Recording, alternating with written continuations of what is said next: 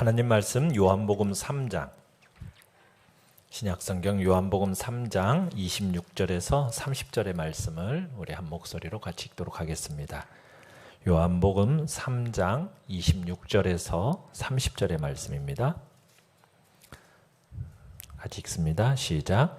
그들이 요한에게 가서 이르되 랍비여, 선생님과 함께 요단강 저편에 있던 이 곧 선생님이 증언하시던 이가 세례를 베풀매 사람이 다 그에게로 가더이다.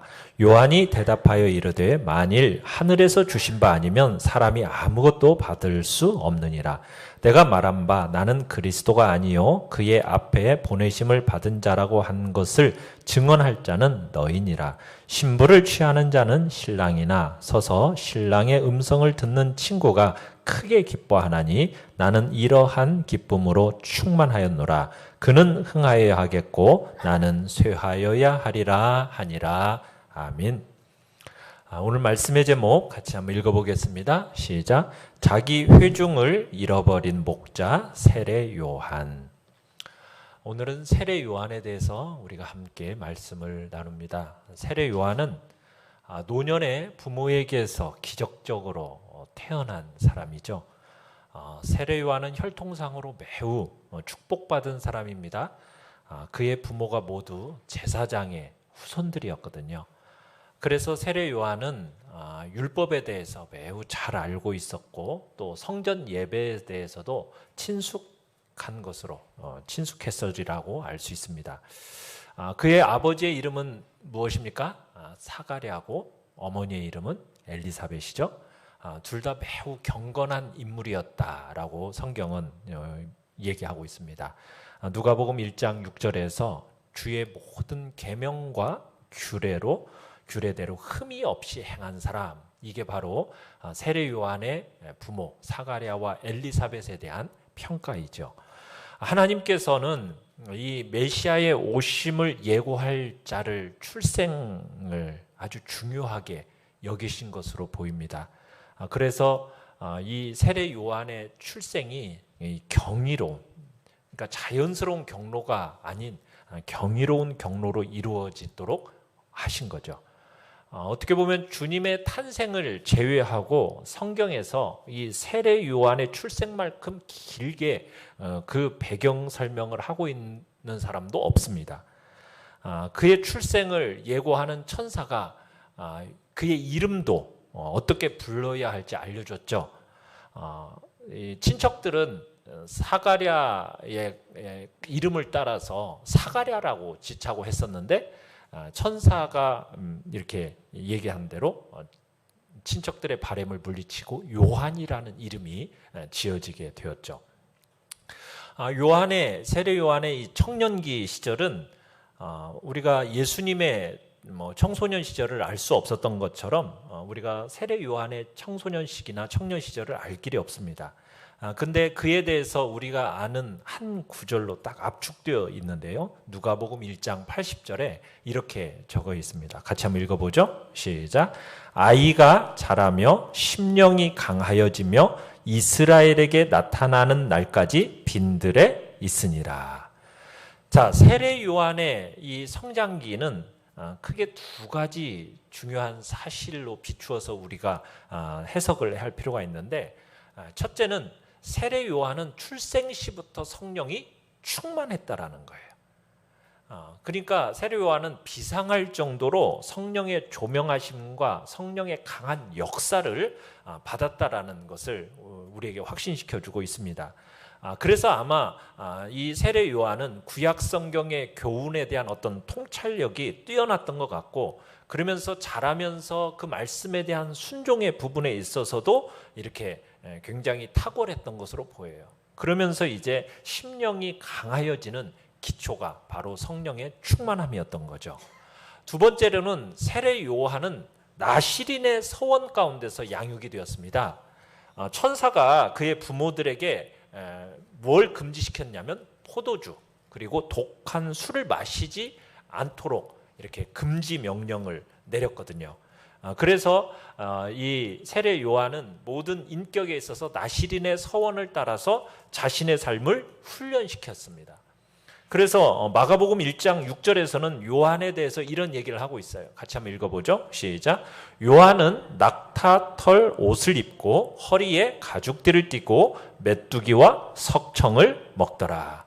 자, 그러니까 뭐 입는 것, 먹는 것, 마시는 것에 있어서 뭐 거기에 막 매몰된 인생이 아니라 어떻게 보면 광야에서 고독한 인생, 그러면서 하나님과 더불어 교제하는 인생이었고, 그러면서도 강하고 금욕적이고 거룩한 사람이었음을 우리에게 보여주고 있습니다. 자, 이 세례 요한의 역할은 뭐냐? 우리가 이런 오늘날도 어떤 주요 인사의 행렬이 이렇게 지나가게 되면은 맨 앞에 모터사이클을 탄 수행원이 이렇게 앞서 지나가는 것을 우리가 보게 되죠. TV 같은 것을 보면은 그때 그들의 역할은 뭐겠어요? 이 저명한 방문객을 위해서 길을 정리하고 인도하는 역할입니다. 고대의 모든 위인들에게는 그들 앞에 항상 무장 호위관 또 전령 이렇게 앞서 보내면서 이 사람들의 행차를 알렸어요. 그러니까 메시아 또한 그의 전령이 있어야 했던 겁니다. 그 전령의 이 특권적인 역할을 수행하도록 부르심을 받은 사람이 바로 세례 요한이었던 거죠.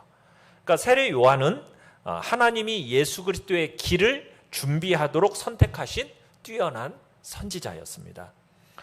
헬라어 성경에는 이 선구자, 앞에서 이렇게 인도하는 그 선구자의 역할을 의미하는 두 개의 단어가 사용이 되어졌는데, 첫 번째 것은 전에 없었던 것으로 완전히 정리해야 하는데 필요한 것들을 어떤 장소에 둔다라는 의미가 있고요. 두 번째로는 무질서해졌던 것을 질서 정연하게 배열한다, 그런 뜻이 있어요. 그래서 단순히 그냥 잡초 정도를 이렇게 제거하는 정도가 아니라 그 자리에 꽃까지 심는 역할, 그게 이제 어떻게 보면은 세례 요한의 선구자적인 역할이었다라고 볼 수가 있는 거죠. 그래서 요한의 활동 속에서 선구자적인 세 가지 책임을 그의 삶 속에서 찾아볼 수가 있는데, 첫 번째는 길을 깨끗게 하는 것이었습니다. 그러니까 길을 깨끗게 한다라는 것은 뭐냐? 사람들의 그 마음과 생활에 있는 이 메시아의 길, 그 길에 장애가 되는 것들을 제거하는 것, 이게 바로 세례 요한의 역할이었던 거죠. 굽어진 것을 바르게 하고 험한 산을 평탄케 하고 골짜기를 메우고 거칠고 조잡한 것들을 제거하는 것, 그게 이제 세례 요한의 역할이었어요. 또 두 번째는 길을 준비하는 거예요. 그러니까 길을 준비되고 정리되는 거죠. 그러니까 참된 민족적인 회개만이 이제 메시아의 강림을 위해서 길을 깨끗게 하는 것이었기 때문에 이 일을 이제 세례 요한이 했던 겁니다. 세 번째는 그 길에서 선구자가 비켜나는 거예요. 자, 장애물이 제거되어지면 그 앞서서 행했던 사람이 자기가 드러나면 안 되잖아요. 자기 자신은 어떻게 돼야 됩니까? 자기 자신은 장애물이 되어서는 안 되고 피해야 되는 거죠. 마찬가지로 요한도 그런 전령의 이상적인 역할을 잘 감당했던 겁니다. 자, 하나님 나라를 전파하고 세례를 베풀면서 세례 요한은 예수 그리스도가 하실 사역의 길을 닦았고 그리고 이제 복음을 시작을 선포하기 시작합니다. 그랬더니 이제 전국에서 정말 많은 사람들이 모여들었죠. 그 모여든 사람들에게 세례 요한은 설교를 했고, 또 이에 대해서 유대교 지도자들이 세례 요한을 신문하기 시작했어요. 그래서 사람들 막 보냅니다. 너는 내게 대해서 뭐라고 하느냐? 자, 그랬더니 세례 요한은 무슨 얘기를 하느냐? 자신에 대한 얘기는 하지 않고 예수님에 대한 이야기하는 것을 더 좋아합니다. 거기다 오늘 본문에서 보는 것처럼 세례 요한의 제자들이 지금 예수님을 따르는 무리들이 오히려 자기 스승을 따르는 무리보다도 더 많아지는 것을 보면서 염려하게 됩니다. 자, 그때 세례 요한은 어때요? 이 부분에 대해서 전혀 요동하지 않아요. 27절, 3장 27절에 뭐라고 얘기하고 있어요? 같이 한번 읽어볼까요? 시작. 만일 하늘에서 주신 바 아니면 사람이 아무것도 받을 수 없느니라. 제자들에게 이렇게 얘기하는 거예요. 하늘에서 주신 바 아니면 사람이 아무것도 받을 수 없는 거다. 그리고서는 자신의 삶과 사역의 중요한 원리를 보여주는 대답을 29절로 30절에 얘기를 해요. 뭐라고 얘기하느냐? 한번 읽어보죠. 시작. 나는 이러한 기쁨이 충만하였노라. 그는 흥하여야 하겠고 나는 쇠하여야 하리라. 자, 그래서 1번 세례 요한의 사역의 목표는 뭐냐? 목표가 뭐겠어요? 그는 흥하여야 하겠고. 그가 누굽니까? 그렇죠. 예수님은 흥하는 것이 사역의 목표예요. 자, 유대 산헤드린이라는 공회를 우리가 알죠. 이 산헤드린 공회는 그의 역할이 뭐냐면 신성한 율법을 맡아서 보호하는 역할이었어요. 그래서 여기에 이렇게 소속되어 있는 제사장들과 레위인들은 세례 요한에게 사람을 보내가지고 신문할 권리가 있었습니다. 왜냐하면 신명기에 보면 이스라엘에 나타나는 모든 선지자들에 대해서 신문을 해서 그 사람이 정말로 하나님의 부르심을 받은 선지자인지 아니면 거짓 선지자인지 이 일을 결정하는 역할을 누가 했었냐? 산헤드린 공의회가 했었어요. 그래서 종교 지도자들은 이제 세례 요한에게 사람을 보내가지고 질문을 던지는 거예요.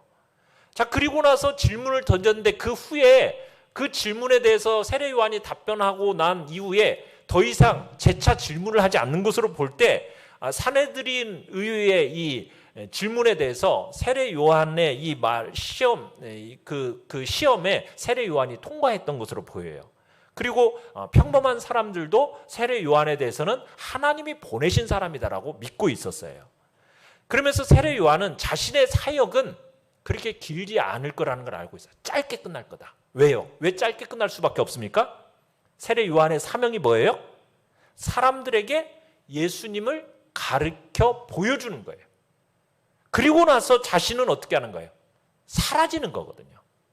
그러니까 자신을 따르게 만드는 것이 사역의 목표가 아닙니다.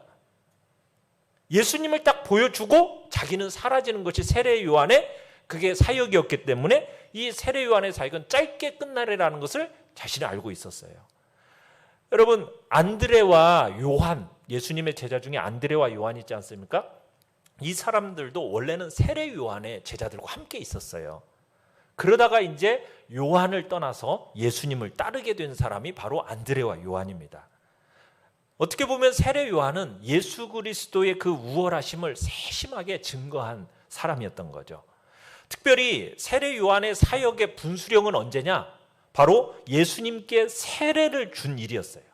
이제 이 획기적인 사건이 있기 전에는 그가 자기보다 더 크신 이가 오실 것이다. 그분의 오심으로 공의의 심판이 이루어질 것이다. 이걸 예언했고요. 또 개인과 민족의 죄를 책망하는 그런 엄한 선지자의 역할을 세례 요한이 했었어요. 자, 그러다가 이 세례 요한이 예수님께 세례를 주죠. 그리고서 하늘로부터 소리를 듣게 됩니다. 그러면서 이제 세례 요한의 메시지가 희망과 확신에 찬 메시지를 이제 전하게 되는데, 성경에는 기록되어 있지 않지만은 세례 요한이 광야 생활을 하는 동안에 하나님과의 만남이 있었고 그 만남 가운데서 요한은 메시아에 대한 표적에 관해서 들었던 것으로 보여요. 요한복음 1장 33절로 34절에 이렇게 얘기를 하고 있어요. 같이 한번 읽어보죠. 시작.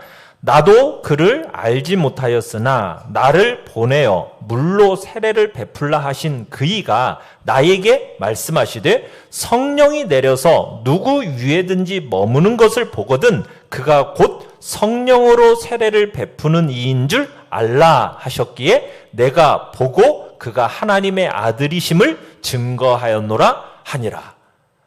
그러니까 세례 요한은 들었던 거예요. 물로 세례를 베풀라고 하신 분으로부터 들었어요. 뭐라고요? 성령이 내려서 누구 위에 머무는가? 그 사람이 바로 성령으로 세례를 베푸는 사람이다. 그래서 아마 물로 세례 요한이 세례를 베풀면서 자신 앞에 몰려드는 그 참여자들 가운데서 그런 약속된 표적이 혹시나 나지는 않을까? 그걸 보기 위해서 아마 열심히 찾았을 것 같아요. 그러다가 어느 날 어떤 한 분이 요한에게 와서 세례 줄 것을 요구하죠. 보통 이 바리새인들이나 사두개인들을 향해서는 세례 요한이 뭐라고 했어요? 독사의 자식들아 하면서 막 강하게 책망도 하고 그랬던 이 세례 요한이 예수님에 대해서는 이런 고백을 하죠. 내가 당신에게 세례를 받아야 할 터인데 어떻게 당신이 내게로 오셔서 세례를 받으려고 합니까? 자, 그러니까 예수님께서는 이 요한의 만류를 물리치시고 이제 요한에게 세례를 받으시는데 요한은 두렵고 떨림으로 이제 그런 의식을 집행하게 되죠. 자, 세례를 베풀자마자 즉시 예언되었던 징조가 나타나죠. 어떤 징조가 나타났습니까? 마태복음 3장 16절로 17절 같이 한번 읽어보죠. 시작. 하늘이 열리고 하나님의 성령이 비둘기같이 내려 자기 위에 임하심을 보시더니 하늘로부터 소리가 있어 말씀하시되 이는 내 사랑하는 아들이요 내 기뻐하는 자라 하시니라. 자, 그러면서 우리가 아까 요한복음 1장 부분에 읽었던 내가 그를 몰랐었는데 그 모습을 보고서는 이제는 알았다라는 거죠. 그러면서 이분이 바로 하나님의 아들이심을 증거하게 된 겁니다. 그러면서 세례 요한이 이 예수님의 이 세례 이전까지는 죄와 심판과 회개에 대한 설교를 했었는데 어떻게 보면 민족의 양심이 굳어진 것을 막 일깨워주는 쟁기질을 했던 거죠. 자, 그랬다면 이제 그러면서 이제 메시아의 오심을 준비했던 겁니다. 그리고 나서 이제 그분이 오셨어요. 그러자 이제 이 세례 요한의 마음속에는 이제는 어떤 설교를 하느냐? 복음 전도자로서의 설교를 합니다. 그러면서 하나님의 어린 양을 막 소개하기 시작해요. 요한복음 1장 15절에서 이렇게 얘기를 합니다. 요한복음 1장 15절에 내가 전에 말하기를 내 뒤에 오시는 이가 나보다 앞선 것은 나보다 먼저 계심이라 한 것이 이 사람을 가리킴이라 하면서 예수님을 소개를 해요. 그러니까 메시아의 이제 전령으로서 어떻게 보면 복음의 중심이 되고 또 기독교 신학의 핵심을 형성하는 그런 기본적인 교리를 선포하기 시작하는 겁니다. 예수님에 대해서. 그러면서 예수님은 말씀이셔요. 그러면 세례 요한은 뭘까요? 자신은 뭐라고 얘기했죠? 소리라고 얘기하죠. 목소리에 불과하다고 그래요. 요한복음 1장 23절에서 이렇게 얘기하죠. 한번 읽어볼까요? 시작. 나는 선지자 이사야의 말과 같이 주의 길을 곧게 하라고 광야에서 외치는 자의 소리로라 하니라. 그러니까 예수님은 뭐고? 말씀이시고 세례 요한은 소리예요, 소리. 여러분 말하지 않고 소리만 내면은 여러분 그 목소리는 사람들의 주의를 끌기는 해요. 그렇지만 사람들을 가르치고 사람들에게 교훈을 할 수는 있어요, 없어요? 소리만 가지고는 교훈할 수가 없는 거예요. 하나님이 주신 메시지를 전하려면은 뭐가 있어야 돼요? 말씀이 있어야 되는 거죠. 그러니까 세례 요한은 뭐예요? 자신은 그냥 단지 소리일 뿐이라는 거예요. 자신의 사명, 누구? 말씀을 향해서 이제 그에게 이렇게 집중시켜주는 소리로서의 역할만 했다라는 거죠. 그러면서 예수님을 딱 가르쳐 보여주는 거예요. 그러면서 예수님을 주다, 하나님의 어린 양이다, 하나님의 아들이다, 이렇게 이제 세례 요한은 소개를 했던 겁니다. 그래서 요한복음 1장 29절에서 예수님에 대해서 이렇게 얘기를 하잖아요. 같이 한번 읽어보죠. 시작. 이튿날 요한이 예수께서 자기에게 나아오심을 보고 이르되 보라, 세상 죄를 지고 가는 하나님의 어린 양이로다. 그러니까 이제 예수님을 소개하는데 이제 집중하는 겁니다. 이게 이제 세례 요한의 사역이었던 거예요.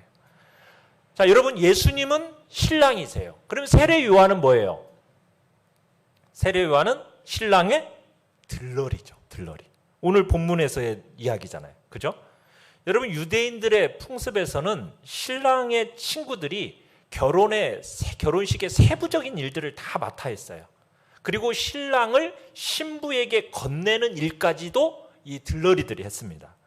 그래서 신랑은 신부의 집으로 가서 그들이 살 새 집으로 그녀를 데려갔고 신랑 들러리들은 이 신랑의 음성을 멀리서 듣고서는 결혼식이 곧 열리게 될 걸 기뻐했던 사람들이에요. 그러면 관심의 초점을 어디에 있어야 됩니까? 신랑의 들러리입니까? 신랑입니까? 사랑하는 신부를 맞이하는 신랑에게 모아져야 되는 거잖아요. 그러니까 신랑의 들러리들에게 주목하는 사람들은 거의 없는 거예요. 그러니까 요한은 바로 뭐다? 들러리라는 거죠.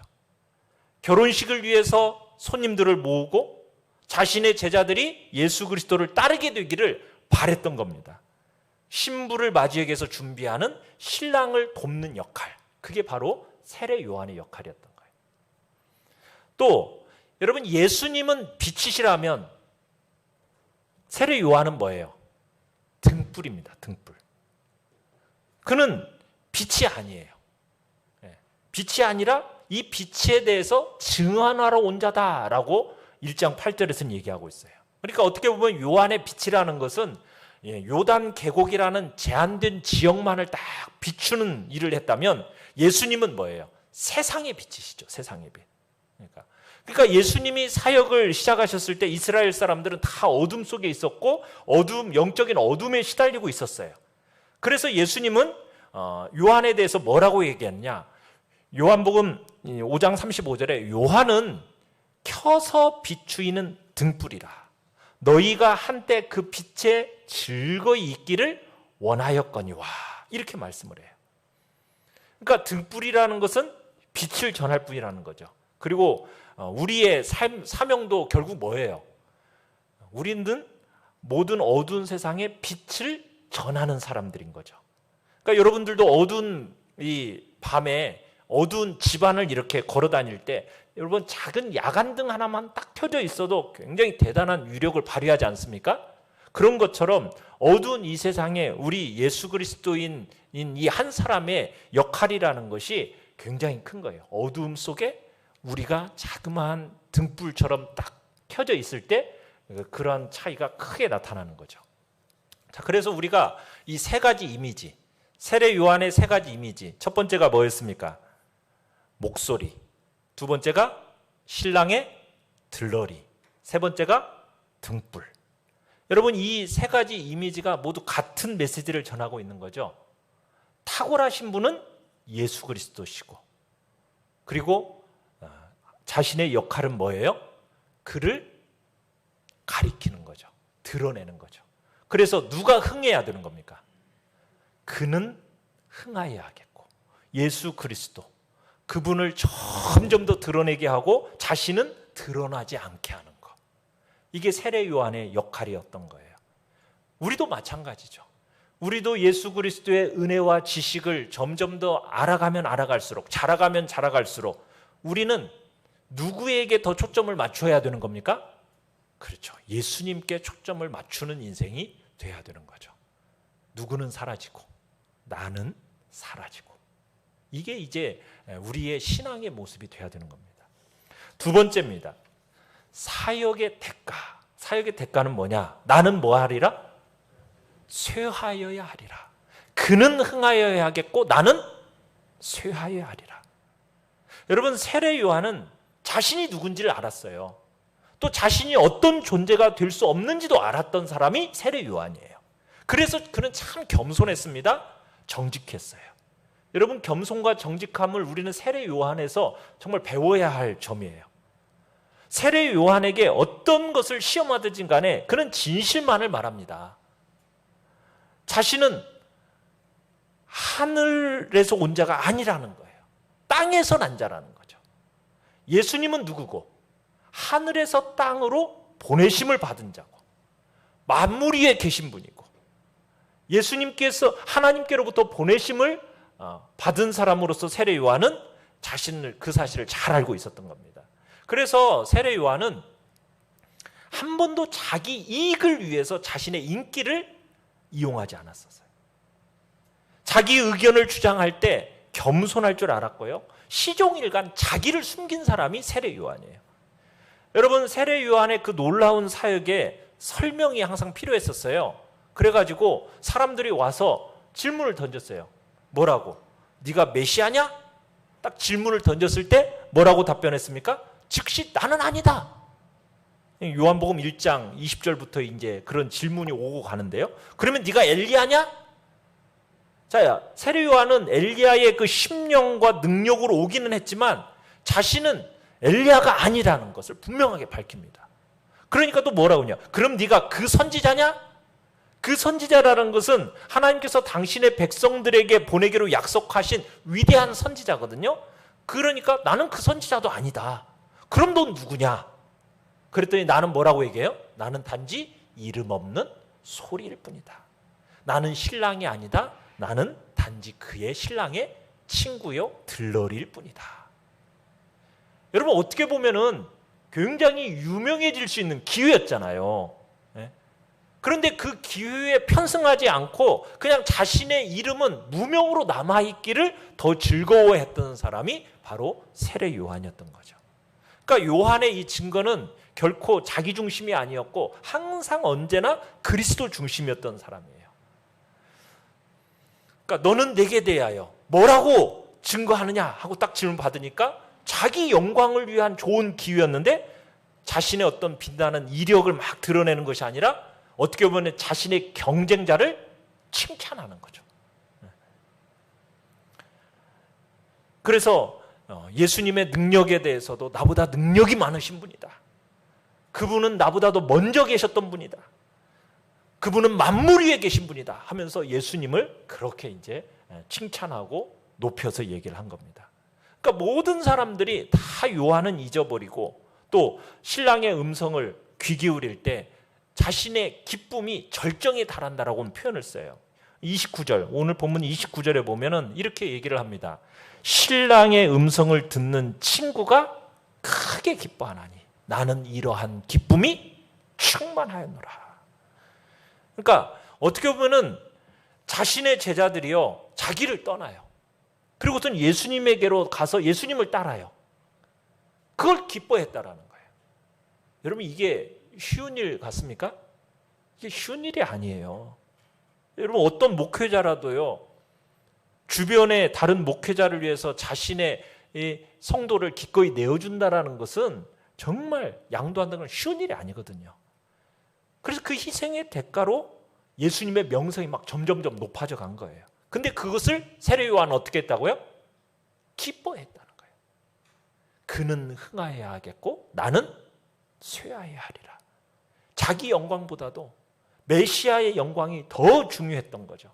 이게 참된 겸손의 증거인 거죠. 자, 세례 요한은 어떤 타협도 하지 않았어요. 결국 세례 요한은 어떻게 보면 화려한 옷을 입고 입은 왕자의 모습도 아니고 결국은 어떻게 마무리가 되어져 갑니까? 지하 감옥에 갇히는 죄수가 돼요. 헤롯 안티파스에게 당신의 동생의 아내와 결혼하는 것은 불법입니다 라고 대담하게 막 경고를 해버렸어요. 그랬더니 그 용감한 이 요한의 설교를 듣고 헤롯의 아내가 어떻게 합니까?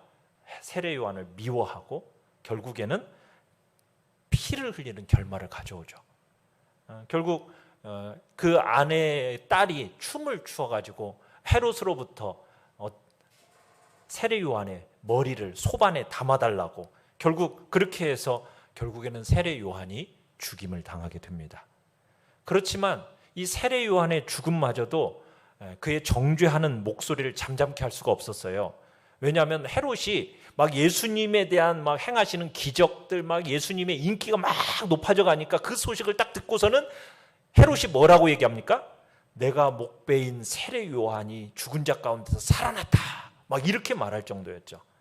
그러니까 세례 요한은 자유를 잃고 결국에는 목숨을 잃었죠. 그렇지만 자신에게 주어진 일에 대해서는 잘 수행했고 계속 영향을 끼치게 됩니다. 또 우리가 이 세례 요한에 대해서 생각해 볼 것은 뭐가 있느냐면 세례 요한은요 기적을 한 번이라도 행했나요? 안 했나요? 기적을 한 번도 행하지 않았던 일꾼이에요. 요한복음 10장 40절로 42절에 가보면요 요한은 아무 표적도 행하지 않았습니다. 어떻게 보면 엘리야의 신명과 능력으로 왔다라고 얘기하는데 여러분 엘리야는 어떤 사람이었어요? 많은 능력과 기적을 행했던 사람이 바로 엘리야잖아요. 그런데 세례 요한은 아무런 기적도 행하지 않았습니다. 어떻게 보면은 기적을 행했어야 할 하나님의 종이 바로 세례 요한이었는데 그는 기적을 전혀 행하지 않았던 일꾼이에요. 그럼에도 그가 예수님에 관해서 증거한 말은 그가 죽은 후에까지도요 죄인들을 구원하는 데 사용이 되어집니다. 자, 요한복음 10장 42절 같이 한번 읽어볼까요? 시작. 다시 요단강 저편 요한이 처음으로 세례 베풀던 곳에 가사 거기 거하시니 많은 사람이 왔다가 말하되 요한은 아무 표적도 행하지 아니하였으나 요한이 이 사람을 가리켜 말한 것은 다 참이라 하더라. 그리하여 거기서 많은 사람이 예수를 믿으니라. 여러분, 성령으로 충만한 증거에 얼마나 놀라운 능력이 따르는지를 보여주는 이야기입니다. 여러분, 우리가 어떤 놀랄만한 은사를 받지 않고 어떤 특별한 사역의 부름을 받지 못했다 할지라도요, 여러분들이 예수 그리스도의 진리는 말할 수 있잖아요. 그죠? 우리가 증거할 때 성령께서 우리의 말을 증거해 주십니다. 여러분들이 말과 생활에 있어 어긋남이 없이 여러분들이 이렇게 참된 모습과 참된 삶을 통해서 참된 말을 하잖아요. 그러면은 그 증거가 오늘 이야기하는 요한에게 있는 것처럼 같은 효과를 누리게 된다라는 거예요. 그의 말은 참이다 라고 얘기하면서 뭐라고 해요? 그러면서 거기서 많은 사람이 예수님을 믿게 되는 거예요. 그러니까 그의 삶의 질이 그의 말의 증거를 밝게 비추어 주는 거죠. 3번입니다. 이 세례 요한의 사역의 보상이에요. 보상은 뭐예요? 나는 이러한 기쁨으로 충만하였노라. 그러니까 세례 요한은 뭐가 충만했던 사람이에요? 기쁨이 충만했던 사람이에요. 여러분, 요한의 삶을 보면은 참 쉽지 않은 삶이었어요. 10대 청소년이었을 때 아마 세례 요한의 부모님은 죽은 것으로 보여요. 그 이후에 이제 뭐 혼자 광야에서 그렇게 살아냈던 것 같은데, 그렇지만 이 세례 요한의 부모들은 요한에게 하나님의 말씀을 가르쳐주고 또 기도도 어떻게 해야 되는지를 가르쳐줬어요.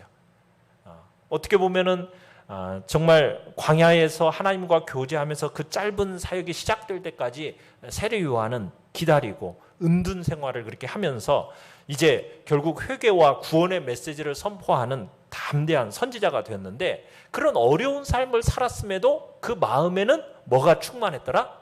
항상 기쁨이 충만했던 사람이 세례 요한이에요.